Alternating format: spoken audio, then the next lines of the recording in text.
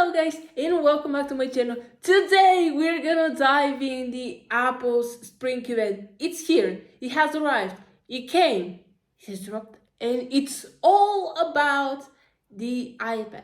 Yes, I had my hopes and even surprises, some things that I did not expect. Yes, I expected, okay, they're gonna put the M3 chip in every single iPad, that's it. But also slightly disappointed because I thought when it's all about the iPad, we're gonna talk about every single iPad, not only part of the iPad. But we still get a lot of surprises. I have to say, some things that I did not expect it. Yes, I have read rumors, but you never know which is true, which is not. But Apple delivered, and I might say slayed with the newest iPad. So what's new from the Apple Spring event? We're about to find out.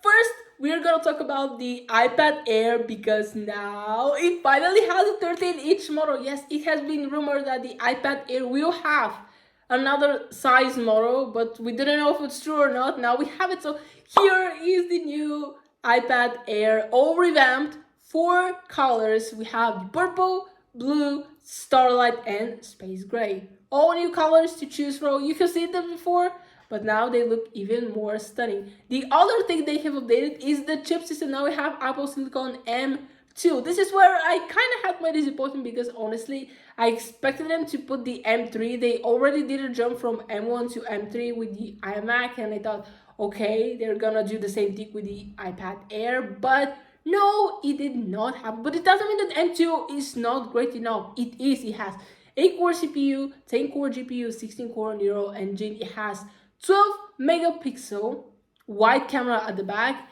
and 12 megapixel ultra wide camera in the front. And also for the people who had complaints about their camera, now it is landscape. Yes, now you can use your conference call, Zoom meetings, FaceTime with people on a landscape camera. Also, it has center stage, which we had in the previous model. Another thing that the iPad is taking from the iPad Pro is the Apple Pencil Hover. So basically, this thing allows you to decide if you want to open an app or an object before you actually tap on it. Someone will say, why do I need this? If I want to open it, I will. If I don't, I'm not gonna open it. Well, it's just a possibility. Apple is inventing new things to make it say, or if by mistake you opened an app that you didn't want to. Sometimes it happens. Another thing that they have updated with the iPad Air is the storage. Now we have 128, we have 256, 512, and 1 terabyte on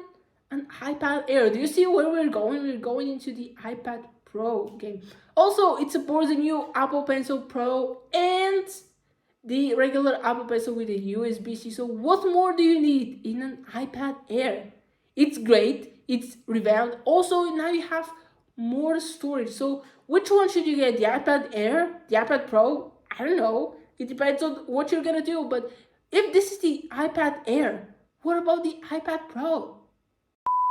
We're moving on to the iPad Pro, and it just blew my mind. I didn't get an iPad Pro because for my needs it was not necessary, but now seeing how powerful this thing is, I'm seriously considering if I should change, not because I need it, just because of the power and speed that it has. Here I'm gonna pop up a picture. This is what the new iPad Pro looks like. It has an 11-inch model which starts at $999 and a 13-inch model which starts at $1,299. And yes, we updated from 12.9 to 13-inch. Not that big of an update, but we have it. And it has brand new M4 chip. I didn't expect this to happen. Yes, I have heard that there might be releases, but we have a brand new M4 to compete with the power of the already powerful iPad. It has 10-core CPU, 10-core GPU, 60-core neural engine. I don't know what, even if I say all the words that I know, they still won't be enough to express how powerful this thing is. Also, it has 12 megapixel wide camera and 12 megapixel ultra wide camera at the front, which is also landscape now, just like the iPad Air. It can shoot 4K videos, ProRes. Also, now we can have an option for Nano display. Of course, it will affect the price, but the fact that you can have it not only on a monitor, on a single iPad, it's blowing your life through. Also, it has tandem OLED. If you don't know what it is, said simply, take the OLED display of the last generation iPad, double it, and you have tandem OLED. It's just everything looks so powerful. Also, it has Ultra Retina XDR display. Can you even imagine this? How powerful it already looks, and the fact that it's only 5.3 millimeters thin. This is the thinnest iPad Pro we have ever seen. And the fact that it's so light and so powerful, yes, we still have the same storage, 256, 512, 1 and 2 terabytes, but it's just blowing your mind already with how powerful this thing is. And the fact that it has a brand new chip system makes me think that on the WWDC, we're gonna see something updated with the M4. Will it be a MacBook Pro? They started inventing things and chips way too often, which reminds me to think that either they are under pressure with the competitors or they just want to make sure they always stay at the top. Wherever it is, this might be the best iPad and tablet in general that exists in the world. This is the iPad Pro. When it comes to an iPad, we can't live without the accessories. We'll have a brand new Apple Pencil called Apple Pencil Pro. Here we've got a pop-up picture. Yes, it looks exactly like the Apple Pencil we usually have. Here is what an Apple Pencil used to look like. Here it says Apple Pencil. Now we say Apple Pencil Pro. This is the only difference that you will have on the design as we speak. But this is not the only thing that will be new with the new Apple Pencil. So you have now Squeeze. Basically, it will help you to pick out brush strokes. It picks out the palette. This is more for the creators who like to do digital art. Also, you have a barrel roll. So basically, when you rotate your Apple Pencil, it will pick out more tools. Also, you rotate the shapes that you have picked out. And again, this is for the creators. I have tried digital art and let's say that it's not for me. Now, another exciting thing for the new Apple Pencil Pro is that it finally supports Find My. So let's say I misplaced my Apple Pencil. I have no idea where it is. Now I can easily find it with the Find My app, which used to work with every other device, mostly for your iPhone, iPad, Apple Watch, and AirPods. But now you can find your Apple Pencil, because why not? And the coolest thing is that even with all the new features, it still starts as $199 as this Apple Pencil right here, which makes me think that they might discontinue this buddy right here. Yes, if you go to apple.com, it's still available to order this one, and you can pre-order the new one, which will start at 15th of May to ship.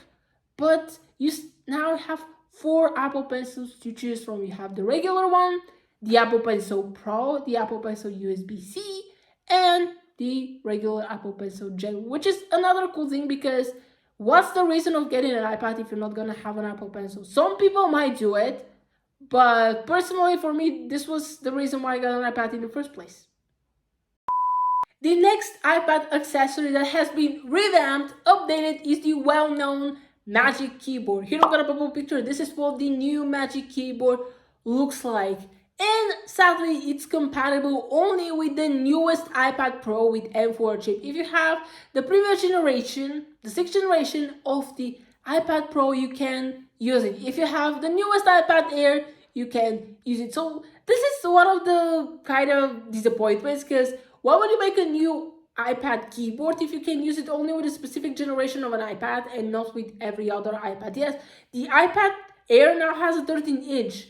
But again, on the Apple's website, it says that it's compatible only with the iPad Pros with the M4. It has 2 sizes, the 11-inch, which starts at $299, and a 13-inch size, which starts at $349. I mean, you have it larger, you pay more money. Another of the things that they have updated is larger trackpad with haptic feedbacks. Also, it has multi-touch gesturing, which might be useful depending on what exactly you're using your Magic Keyboard for. Also, it has backlit keys, so basically some people might use it as a mini laptop, which is also a thing, because now we have a 13-inch iPad. We had it for a few years now, the Air is joining the 13-inch family. So basically, will you use a MacBook of 13-inch or an iPad of 13-inch? Yes. Even though they're the same size, they kind of look different, but still, like the Magic Keyboard really functions like a regular laptop keyboard. So will you buy it or not? You're not buying from Amazon, Shein, or Temu. You're buying from Apple. Yes, it's expensive, but you know that the quality is good. If you have made it that far to the video, congratulations, because this is a bonus video with my personal disappointments when it comes to the Apple Spring event. One of them, as I already said, is I expected M3 to be in the iPad Air, not the M2. I'm not saying that it's a bad thing though, but since M3 was their newest chip, I thought that they were integrated with every single of their devices, but it doesn't matter. But make us question now, if we have in the next update of the iPad Air M3, does this mean we're gonna have M5 on the iPad Pro? Think about this, guys. Technically, this is exactly what they're doing. There's two chips skip between the iPad Air and the iPad Pro. Another thing that I thought that will happen and it didn't was to update every single iPad, because Tim Cook said it's all about the iPad, and I really thought every single iPad, not only the Air and the Pro. I'm not saying that I'm that disappointed, but I have been talking in my videos for the iPad mini update for so long, and it still didn't happen. Yes, I don't find a reason to buy an iPad mini, but there are people who do. Also, since Apple invented an iPad mini, like at least care to update it, you know? Maybe it's not their most used device, but there are people who use it. Also, I thought that they're gonna update the regular 10th generation. Yes, it's the cheapest iPad. Yes, it comes with a new price, but can you at least update it a little bit? And another thing that I thought it would happen, but it didn't, was a new iPhone color, because you know, on the Spring event, we got a purple iPhone 12, we have got Alpine green iPhone 13. Last year we had a yellow iPhone 14, and I thought, you know, kind of like a tendency to get a new iPhone color on the Spring event, which didn't happen. It's not like I'm gonna change my phone, but you know, kind of it became like a tendency, like a regular thing on the Spring event to get a new iPhone color. So which makes me think, like, if we have M4 now, what will happen on the WWDC? Maybe I should check some rumors and tell you what this is about. If you want to hear about the WWDC, comment down below to let me know if you care about this enough, if you're excited, if you expect a new product as well, because, well, we have, like, updated product, not a new one technically. But still, I have to say, it wasn't a big disappointment, because I definitely did not expect a new Apple Pencil and an M4 chip. Yes, they were rumors, but that was one of the things that blew my mind for real, and it was overall a successful Apple event. Okay guys, that will be the video. Hope you enjoyed it. Comment down below if you're excited about the new iPads, and what was your favorite thing about the Apple event if you have watched it. I have to say, again, it was the M4 unexpected chip that came out of nowhere. I had no idea that they're gonna do it, so that definitely surprised me. I was screaming literally while I was watching. Luckily, no one was at home, because, oh my gosh, like, there is an M4! Like, it's exciting, even though probably I'm not gonna get it. Like, just the tech creators, how do we get excited for such things? And it was such a pure moment of joy. But yes, overall it was a good event. Honestly, I expected it to be like an hour or something. I don't know why. Like 40 minutes, still a good amount of time, you know, while you're mainly talking about 2 of the 4 iPads that you offer. So it's still a thing, but now we're looking to WWDC, which Tim Cook already said it will be in June. Somewhere in June, maybe in the middle. We don't know a date, but we know the month, which is kind of a thing, you know. But anyways, that'll be the end of the video. Hope you enjoyed. Please smash that like button if you like this video, share it with friends. Don't forget to subscribe to this channel, turn on the bell so you'll be notified whenever I post new videos, and I'm gonna see you next time. Bye.